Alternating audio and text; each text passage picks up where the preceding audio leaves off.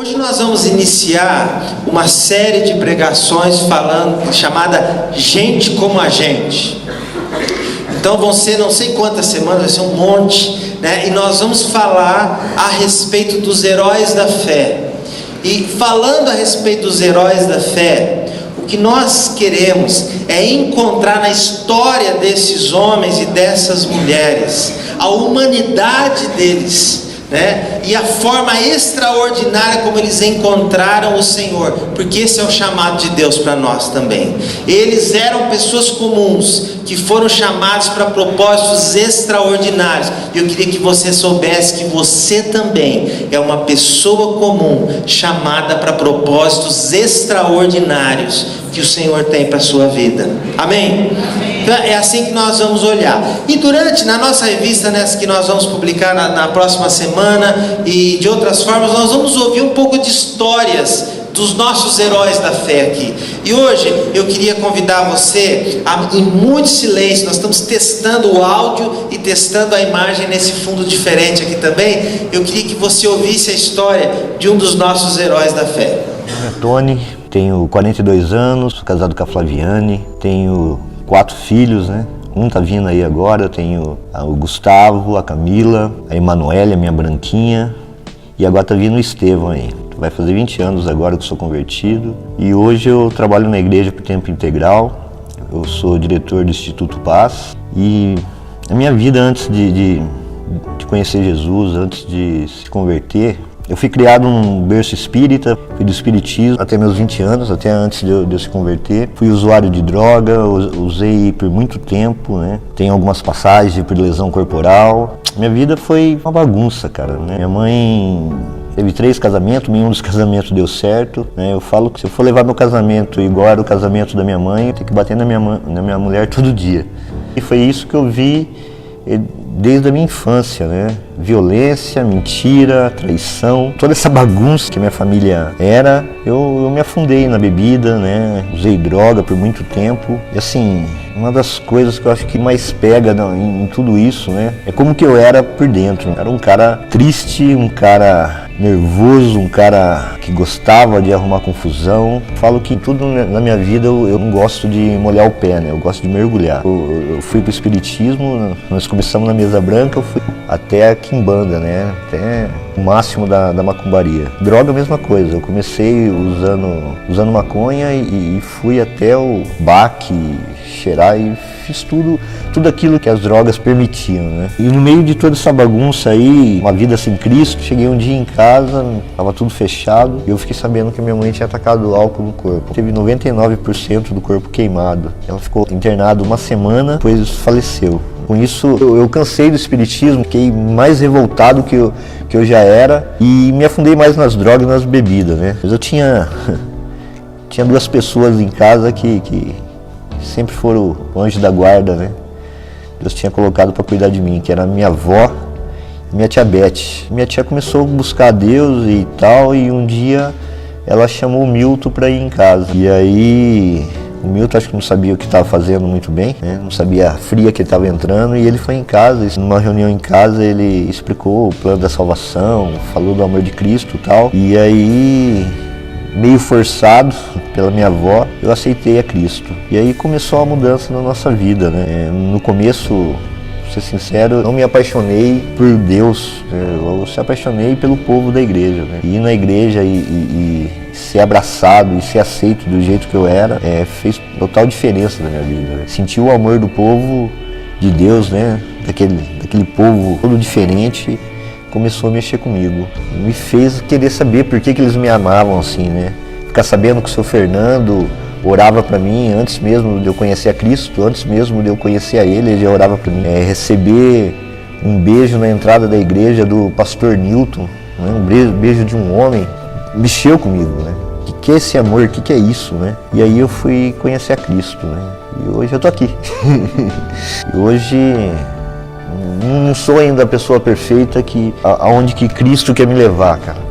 Mas eu creio que eu estou no processo, creio que eu estou no caminho, né? Às vezes as pessoas me perguntam por que a gente faz esse trabalho na rua, por que você está lá, tal. Eu acho que a gente só faz esse trabalho, cara, porque a gente recebeu desse amor de Cristo. E esse amor de Cristo, ele me aceitar do jeito que eu era, fez toda a diferença na minha vida, né?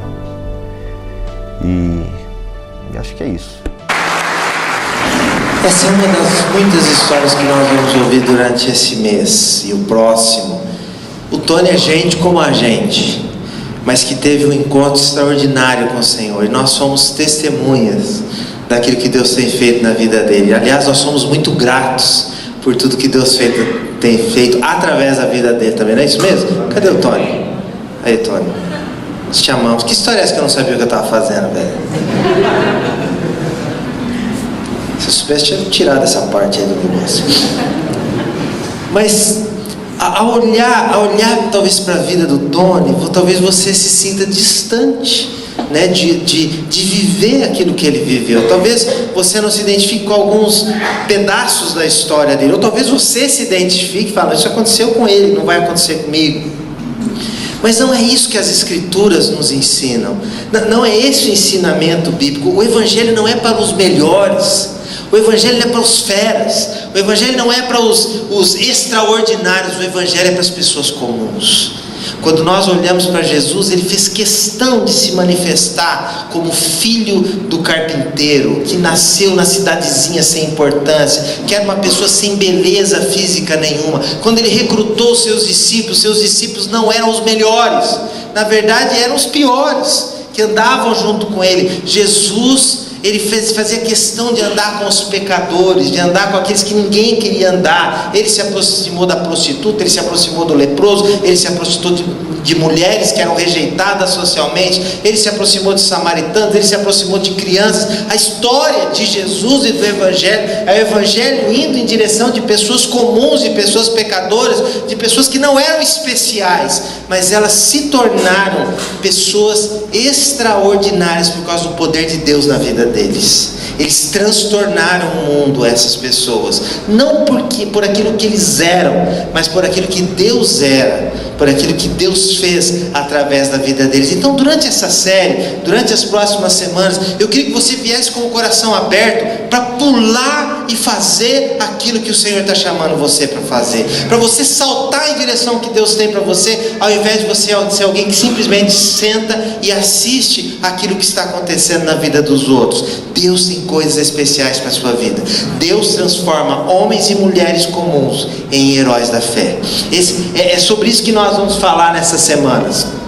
Deus transforma pessoas comuns em heróis da fé. Abra sua Bíblia, por favor, em Hebreus 11, de 33, nós vamos ler até o capítulo 12, versículo 2. Então nós vamos terminar o capítulo 11 e nós vamos emendar nos dois primeiros versículos do capítulo 12.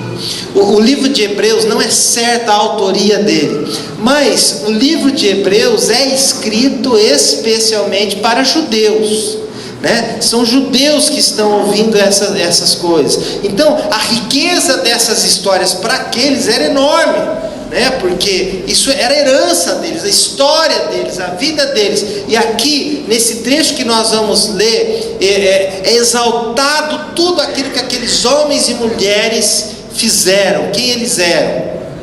Mas tem um recado muito importante para mim e para você hoje. Se você olhar no capítulo 11 de Hebreus, nós vamos começar a ler lá no versículo 33. Mas quando você olha nos versículos anteriores, você vai ver que tem uma lista de pessoas, né, e de tudo aquilo que aconteceu na vida deles. Essas pessoas são aquelas que nós vamos ouvir a respeito nas próximas semanas. Então tem uma lista ali, né, a partir do versículo 3, que fala pela fé, e começa a contar a história de um monte de gente: Abel, Enoque, Noé, Abraão, Sara, Isaac, Jacó, José, Moisés, Raabe, Gideão, Baraque, Sansão, Jefité, Davi, Samuel. Nós vamos olhar a história de todas as pessoas nas próximas semanas e por que eles estão nessa lista, tá? Mas eu queria que nós olhássemos nas próximas semanas para cada um desses personagens a partir da ótica daquilo que nós vamos ouvir hoje, daquilo que nós vamos ler nesses trechos que nós vamos ver aqui agora. Então vamos ler Hebreus 11, nós vamos ler do versículo 33 até o 12:2. Então a minha versão é a Nova Versão Internacional. 33. os quais, então está se referindo a todos aqueles que eu mencionei, os quais pela fé conquistaram reinos, praticaram a justiça, alcançaram o cumprimento de promessas, fecharam a boca de leões, apagaram o poder do fogo e escaparam do fio da espada, da fraqueza tiraram força, tornaram-se poderosos na batalha e puseram em fuga exércitos estrangeiros. Houve mulheres que pela ressurreição tiveram de volta os seus mortos. Uns foram torturados e se recusaram a ser libertados para poderem alcançar uma ressurreição superior. Outros enfrentaram zombaria e açoites. Outros ainda foram acorrentados e colocados na prisão, apedrejados, cerrados ao meio, postos à prova, mortos ao fio da espada. Andaram errantes, vestidos de pele de ovelhas e de cabras, necessitados, afligidos e maltratados. O mundo não era digno deles. Vagaram pelos desertos e montes, pelas cavernas e grutas. Todos esses receberam bom testemunho por meio da fé. No entanto, presta atenção a partir daqui. No entanto, nenhum deles recebeu o que havia sido prometido. Deus havia planejado algo melhor para nós, para que conosco fossem eles aperfeiçoados. Portanto, também nós, uma vez que estamos rodeados por tão grande nuvem de testemunhas, livremo-nos de tudo que nos atrapalhe, do pecado que nos envolve, e corramos com perseverança a corrida que nos é proposta, tendo os olhos fitos em Jesus, autor e consumador da nossa fé. Ele, pela alegria que lhe fora proposta, suportou a cruz, desprezando a vergonha, e assentou-se à direita do trono de Deus. Essa é a palavra do Senhor. Amém? Palavra do Senhor para nós.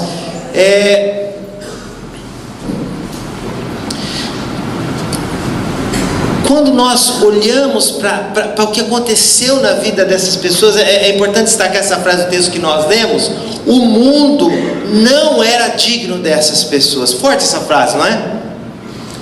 O mundo não era digno dessas pessoas. Quando nessas semanas nós falarmos eles eram humanos, então nós também vamos, nós podemos, e eles não são tudo isso, não. Eu não queria que você pensasse dessa forma. Também Moisés não era tudo isso, não. Eu queria que você lembrasse o seguinte: que aqueles homens e aquelas mulheres não eram dignos deste mundo.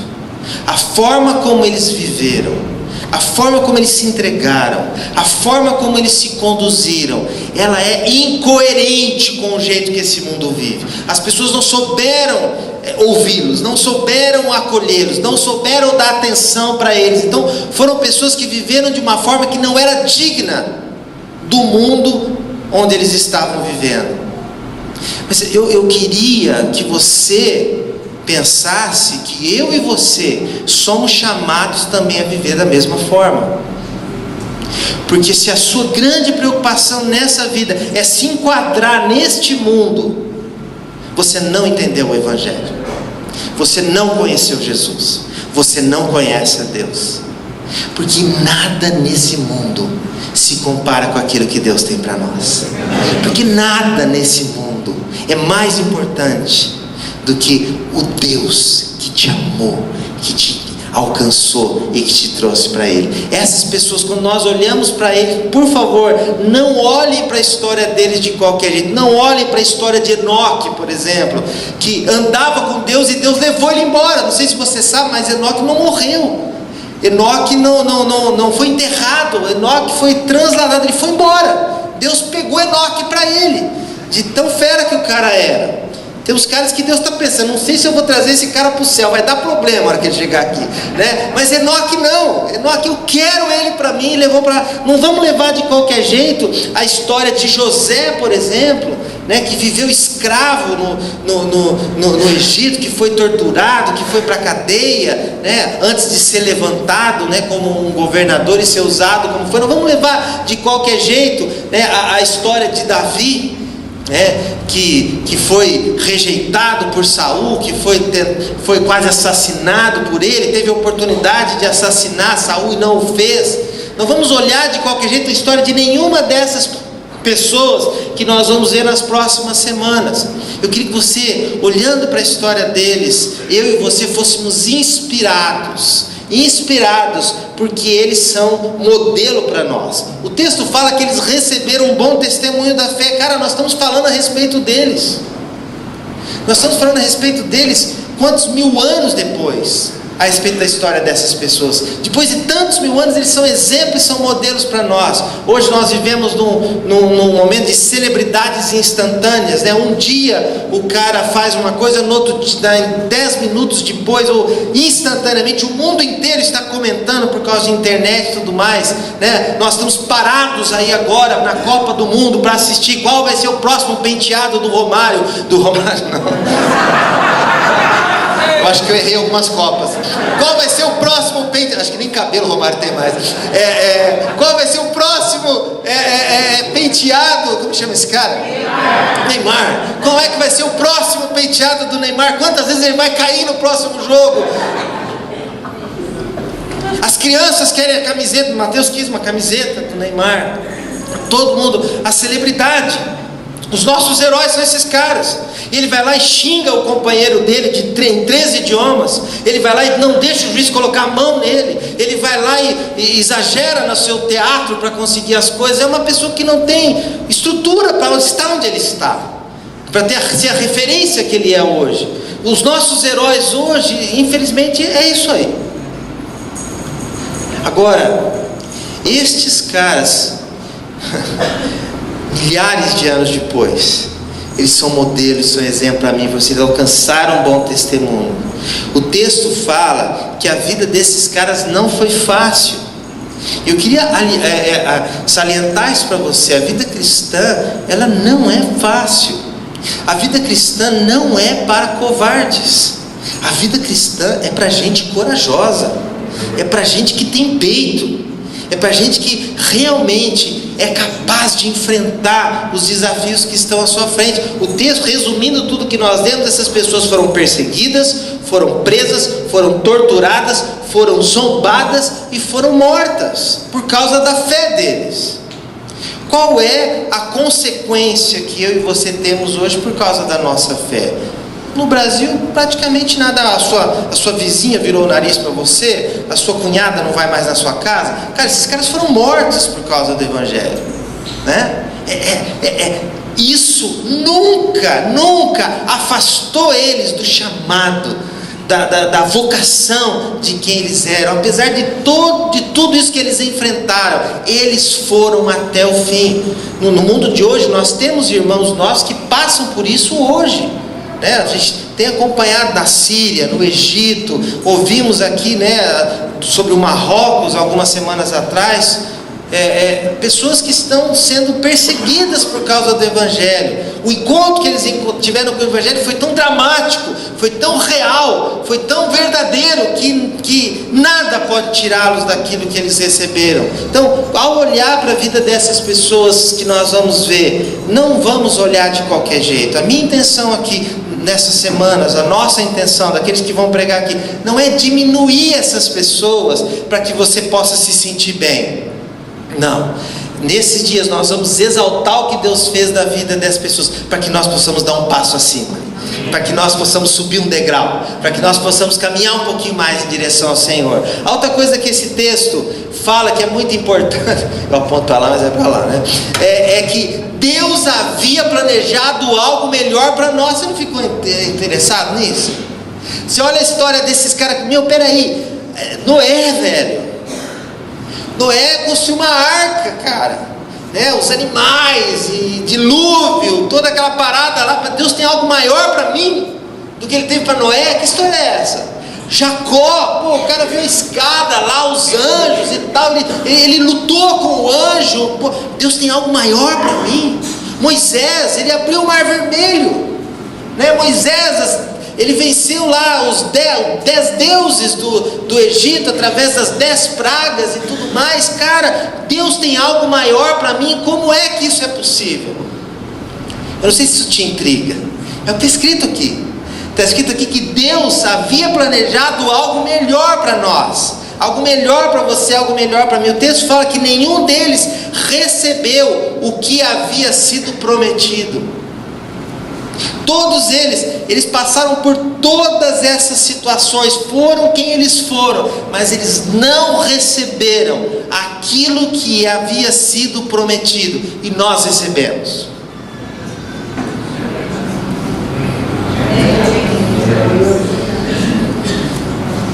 Nós recebemos tudo aquilo que eles olhavam como uma sombra, nós vimos em realidade. Uma das formas de você interpretar o Velho Testamento é você entender que tudo aquilo que acontece no Velho Testamento é sombra do Novo. Por isso que a gente sempre orienta as pessoas: vai começar a ler a Bíblia, começa a ler do Novo Testamento, depois você vai para o Velho, porque tem uns caras que só ficam no Velho, fica complicado esses caras, viu? Então é você tentar enxergar, né, a grande promessa, a centralidade da história de todas as coisas, que é Jesus. Em Jesus todas as coisas fazem sentido. Em Jesus toda a história chega a um final coerente. Em Jesus tudo que esses caras fizeram encontra sentido, significado, realização e propósito. Sem Jesus nada do que eles fizeram ou nada do que nós vivamos vai fazer sentido nenhum, porque Jesus está no centro da história, está no centro de todas as coisas. O que eles vão receber, eles não receberam. O filho da mulher que pisaria a cabeça da serpente. Lá em Gênesis, logo no início, na criação, quando Satanás engana lá a Eva e tudo mais, e daí ele é amaldiçoado, e lá fala que o filho da mulher viria e pisaria na cabeça da serpente. Lá é proto-evangelho, é uma expressão para falar a respeito disso. Lá em Gênesis estava anunciado que lá no fim Jesus viria e ele pisaria na cabeça da serpente. E o que Jesus fez? Ele fez isso na cruz do Calvário.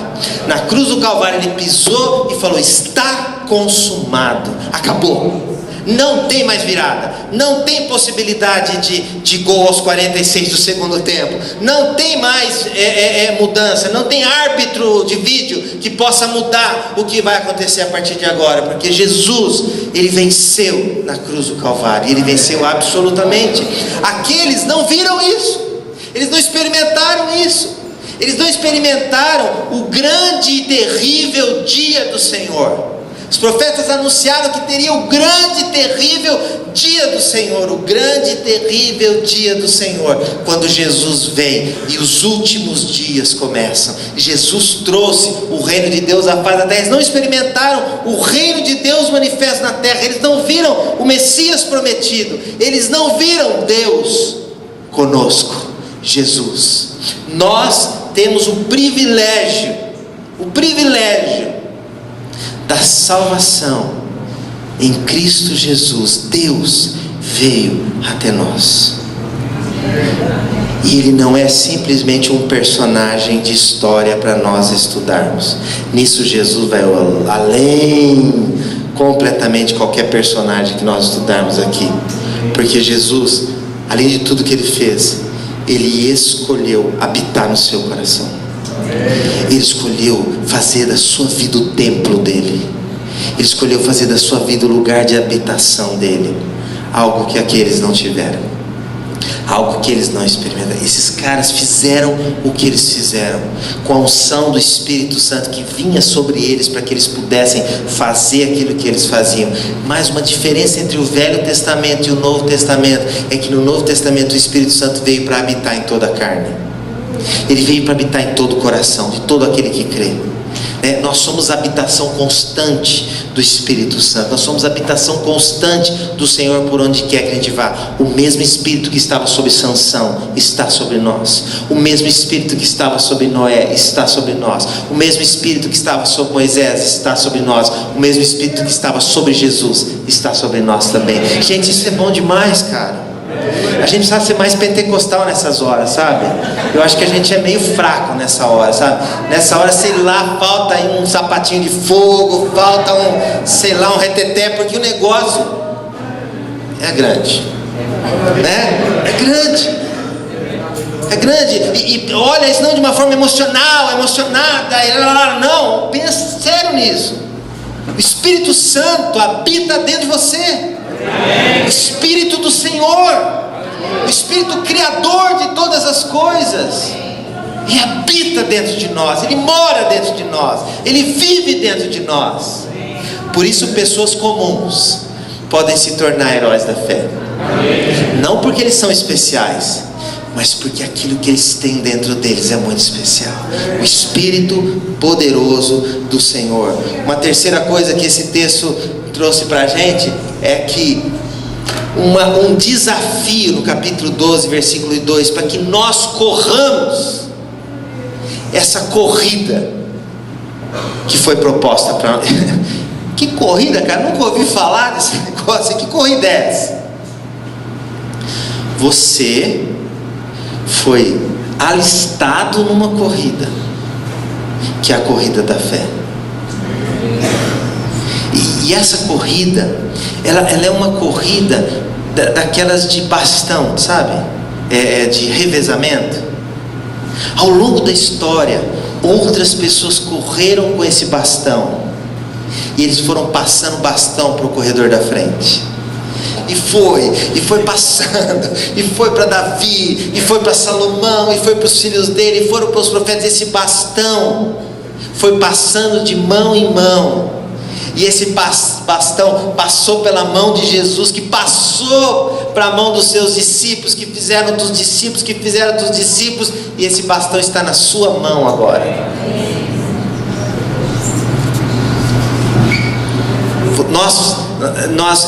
Infelizmente, a nossa cultura faz com que nós enxerguemos a coisa tudo de forma imediatista. Nós só enxergamos o nosso umbigo. Nós só enxergamos, alguns nem umbigo não conseguem ver por questões físicas, né? Mas enfim, vai no espelho. Nós só conseguimos enxergar a nossa própria vida. Não interessa o que passou, a gente não consegue respeitar os mais velhos, não consegue dar honra para os que vieram antes de nós. Nós não conseguimos reconhecer o que eles fizeram pela gente. Alguns não se preocupam muito com o que vai acontecer daqui para frente, o que vai acontecer com seus filhos, o que é que eles estão aprendendo, se eles vão andar com Jesus, se eles conhecem a Jesus, se a vida, sabe? Nós olhamos para nós mesmos, para a nossa vida, e nós buscamos Deus assim. Nós buscamos Deus esperando tudo que Ele pode dar para nós, hoje, no dia de hoje, naquilo que eu quero. E nós esquecemos que a nossa vida, nós não somos protagonistas da história.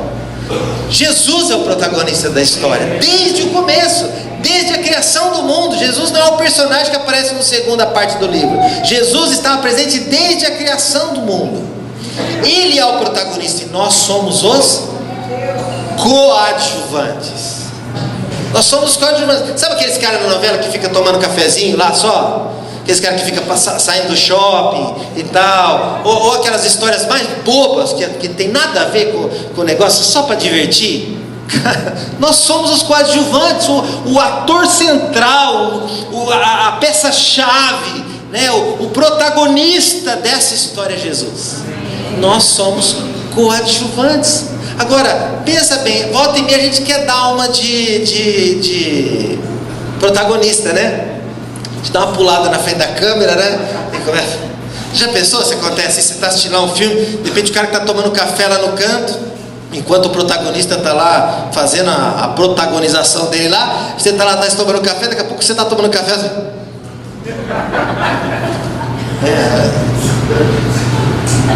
Não, nós, em inglês a expressão para aquele que é o coadjuvante é supporting role, né? O seu papel é suportar, né? Dar suporte para aquele que está fazendo o papel principal. É isso. Nós somos esses que estão ao redor de Jesus para que Ele seja glorificado, para que Ele faça aquilo que tem que fazer, e não o contrário.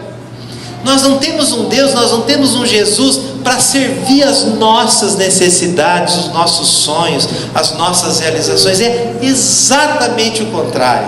Nós vivemos para Ele. Amém? Não dá para nós cantarmos este domingo e vivermos outra coisa durante a semana. Nós vivemos para Ele. Ele é o centro. Ele é a razão, Ele é o motivo de todas as coisas. Então nós fazemos parte dessa corrida. O bastão está nas suas mãos. Se eu tivesse uma daquelas igrejas que o pastor fala, vira para a pessoa que está do seu lado e fala alguma coisa, eu falaria assim, vira para o seu irmão agora e fala, o bastão está nas suas mãos. Mas não precisa fazer, tá bom? Eu não vou fazer isso com você, tá? O bastão está nas nossas mãos. O bastão está na nossa mão. E esse bastão passou pela mão de Moisés, esse bastão passou pela mão de Jacó, passou pela mão de todos aqueles heróis da fé, passou pela mão de Jesus, passou pela mão dos discípulos, através da história da igreja, passou pela mão de pessoas que deram a sua vida, que fizeram da sua vida o evangelho, que morreram pelo evangelho, e hoje esse bastão está na sua mão. O que é que você vai fazer com ele?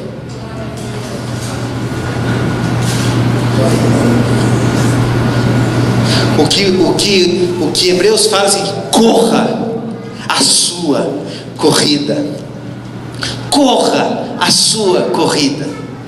Porque você ainda vai passar esse bastão para outro. E para outro. E para outro. E para outro. Até que Jesus venha. Aí você vai chegar aí, com quem é que está o bastão? Né? Quando Jesus voltar, quem é que está com o bastão? Aqui, Senhor. Vem para cá, servo bom e fiel. O bastão está na nossa mão. O texto fala que nós estamos cercados por uma grande nuvem de testemunhas. Uma vez eu ouvi um pastor falando isso, pregando, e ele falava assim, você que vai dar o dízimo agora. Pastor é fogo, né? Fala sério. Imagine que agora Moisés está olhando para o dízimo que você vai dar. Davi está olhando para o dízimo que você vai dar. Toma vergonha na cara, meu irmão, porque Enoque está olhando para o dízimo. Desculpa, mas isso é espiritismo, né? Porque nenhum deles está aqui olhando, tá? Nenhum deles está aqui olhando. Nenhum deles aqui está vendo. Nenhum deles está aqui presente. Eles não estão aqui no palco. Vamos ver o que esses caras vão fazer aqui agora. Isso seria espiritismo, que está ordenado ao homem morrer uma só vez. Depois disso vira juízo. Não tem comunicação, por isso é que tem os profetas, não é isso? Mais ou menos isso, é longo, mas é isso aí. Tá bom, essa grande nuvem de testemunhas é o seguinte, nós estamos correndo essa corrida à luz da corrida que todos os outros correram. Sabe? Nós corremos, né? E a imagem aqui é como se fosse um grande estádio, né? Imagina lá a abertura do Copa do Mundo, a abertura das Olimpíadas, né? E o cara da corrida, né? Da maratona, está chegando, ele está correndo, ele está cercado por um monte de testemunhas que estão assistindo ele. Isso aqui é uma metáfora para que essa corrida que nós estamos correndo à luz de todos aqueles que correram antes. Sabe, nós corremos para Jesus, mas enquanto nós corremos honrando o nome de todos aqueles que foram cerrados ao meio, que foram mortos, que deram a sua vida, que foram zombados, e tudo aquilo que nós lemos aqui. Como é que eu corro essa corrida à luz do jeito que todos os outros correram? Imagine se você lá na escola foi escalado para a Olimpíada Escolar, né? É uma corrida de 400 metros e você foi escalado para correr os 100 metros finais, né? E nos primeiros 300 metros o cara se matou, no segundo o cara se arrebentou, no terceiro o cara quase morreu, na quarta passa o bastão para você e você fala, sei não, hein? Tá muito sol, não sei se eu vou encarar esse negócio. Eu não vou dar conta, eu não vou fazer. Não. Quando você vê o sacrifício dos seus irmãos, você vai pegar aquilo lá e fala, eu vou honrar aquilo que eles fizeram para mim. E você vai correr com todas as forças que você tem no seu coração e nas suas pernas. E o texto fala, livremos-nos de tudo aquilo que nos atrapalha. Na corrida, para você correr, você tem que correr leve, né? Eu não sou um corredor, né? Mas um corredor, para ele correr, ele tem que correr leve. Os tênis são desenvolvidos para serem mais leves o possível, a roupa, o tecido, né? O óculos é desenhado com aerodinâmica, né? Tudo é feito para que você possa correr leve, e para que você possa correr rápido, e para que você possa chegar, e que você possa vencer todas as resistências que estão diante de você. Você nessa corrida, você precisa correr leve. Você precisa correr leve. Uma das maneiras de você correr leve é o seguinte: não corra essa corrida carregando um monte de coisas que esse mundo vai querer que você carregue. Não corra essa vida tentando agradar todas as pessoas. Não corra essa corrida tentando possuir todas as coisas que você puder. Não tente correr essa corrida fazendo que aquilo ali seja simplesmente satisfatório para você. Corra essa corrida leve. Corra essa corrida do jeito que ele está falando, olhando para Jesus, tendo os olhos fitos em Jesus, que é o autor e consumador da nossa fé. Nós corremos essa corrida com os nossos olhos vidrados em Jesus. Porque todas as vezes que nós olharmos de lado, pode ser que a gente saia da rota, que a gente tropece, que a gente caia, mas a gente tem que olhar para Ele o tempo todo. Quando Pedro estava andando sobre a água, aconteceu mais ou menos isso, né? Ele estava olhando para Jesus, estava em cima da água. Quando ele começa a olhar para as ondas, quando ele começa a olhar para os ventos, ele afunda, e Jesus vai lá e levanta. Maravilhoso. E que cada vez que nós cairmos, o Senhor vai nos levantar, eu tenho certeza disso. Mas corra com seus olhos fitos em Jesus, porque se você está correndo essa corrida, mas o seu olho está na grana, você vai estar correndo a corrida errada. Se você está correndo essa corrida e a sua questão é o seu prazer pessoal, você está correndo errado. Se você está correndo para a sua denominação, você está correndo errado. Se você está correndo essa corrida pensando no que você pode ganhar com essa corrida, você está correndo errado. Se você está correndo essa corrida, mas você está tímido, porque que os outros vão pensar, você está correndo errado. Nós somos chamados para correr olhando para Jesus. E quando nós olhamos para Jesus, nós tomamos todas as decisões que precisam ser tomadas. Nós fazemos o que precisa ser feito. Nós somos aquilo que Ele nos chamou para fazer, porque essa é a nossa identidade. Nós somos discípulos de Jesus. É interessante que Ele fala livre daquilo que nos atrapalha, especialmente do pecado. A palavra pecado no original grego aqui é hamartia. E hamartia aqui nesse texto quer dizer perda do alvo. Pecado nesse texto significa perder o alvo. Então o que é pecado para nós na tradução dessa palavra?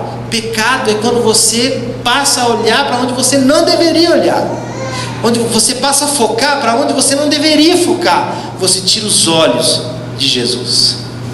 Cada vez que nós tiramos os olhos de Jesus, nós começamos a pensar no nosso próprio ego, ou tentando agradar as pessoas, ou tentando fazer do jeito que o mundo quer que nós façamos, ou quando nós temos medo, ou vergonha, ou timidez daquilo que o Evangelho nos convida a ser e a fazer, nós estamos perdendo o nosso alvo. E o nosso alvo começa a ser uma outra coisa. Eu queria encerrar dizendo para você o seguinte: você é um herói da fé quando você coloca Deus em primeiro lugar na sua vida, acima de todas as coisas. Você é um herói da fé quando você entende a sua identidade de igreja, corpo de Cristo, e passa a vivenciar isso com todas as implicações. Você é herói da fé quando você decide viver a verdade, custe o que custar. Você é um herói da fé quando você assume a missão que Cristo nos deixou e você faz dela a razão para a sua vida. Eu queria terminar. Eu tive que escrever isso aqui porque era muita coisa, tá bom? Então eu vou declamar.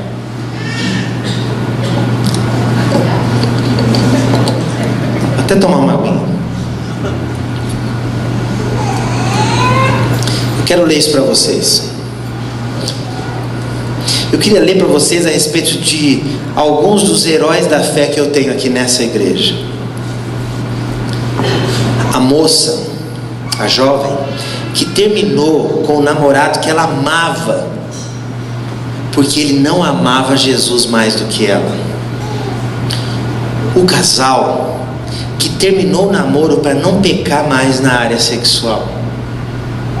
O médico que abriu mão do concurso dos seus sonhos, porque ao assumir percebeu que não iria ajudar as pessoas.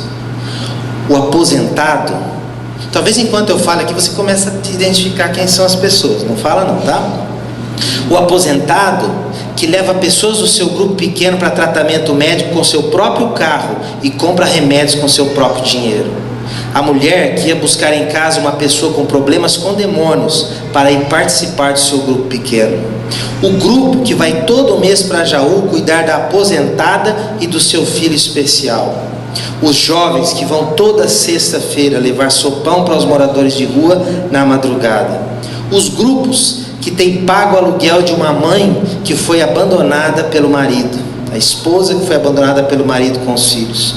Os líderes de grupo que voluntariamente escolhem cuidar de outros toda semana.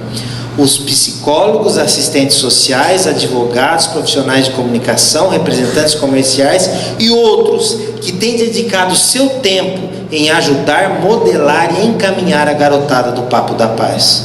Os administradores que ensinam empresários a ganhar dinheiro e toda semana espremem um orçamento apertado aqui para que nada pare de funcionar. O mestre de artes marciais que insiste em dar aulas de graça porque sua maior paixão é ver vidas transformadas. O advogado, assistente social, a educadora, o publicitário, o funcionário público e seus amigos, que aos sábados de manhã sentam no chão, dançam, correm, pintam, bordam e fazem o que for necessário para que um bando de crianças conheça o Deus grandão. O bancário que gasta todas as suas horas vagas escrevendo textos e criando cursos para ensinar a Bíblia para quem não conhece. A faxineira que vai na hora extra ajudar aquela mãe que foi abandonada pelo marido a como reorganizar a sua casa. A diretora de escola que leva o aluno com dificuldades de aprendizado para fazer tarefa na sua própria casa. Os alunos de faculdade que montaram um grupo de evangelização no campus e os outros que escolheram cuidar de outros depois que voltam da aula. A diretora de faculdade que aos domingos vira professora infantil no fundo da igreja. Os músicos que abrem mão de todo status e reconhecimento pelo seu grande talento para poder ajudar outros a cantar músicas para Jesus. Os empresários que resolveram abrir sua casa para evangelizar outros profissionais liberais toda semana através de um curso alfa. Os guerreiros de oração que oram anonimamente por nós toda sexta-feira há décadas. A mulher que passa as madrugadas orando em favor de tudo nessa igreja. A aposentada que tem um caderno de oração com todos os nossos nomes.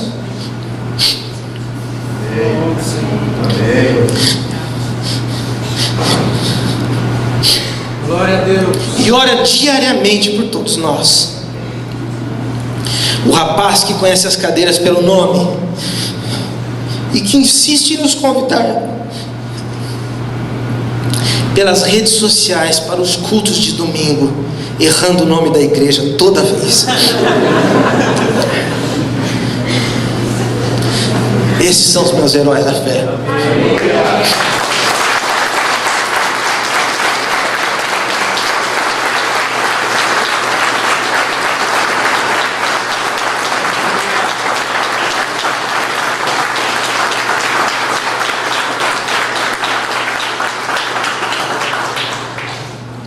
Não são todos. Não são todos. Teria muito mais coisa para escrever, mas por conta da brevidade, esses são alguns dos meus heróis da fé.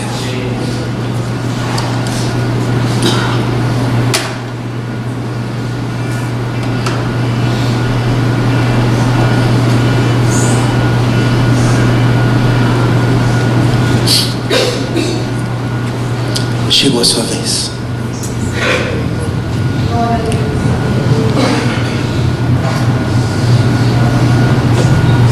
Chegou a sua vez. O Senhor quer transformar pessoas comuns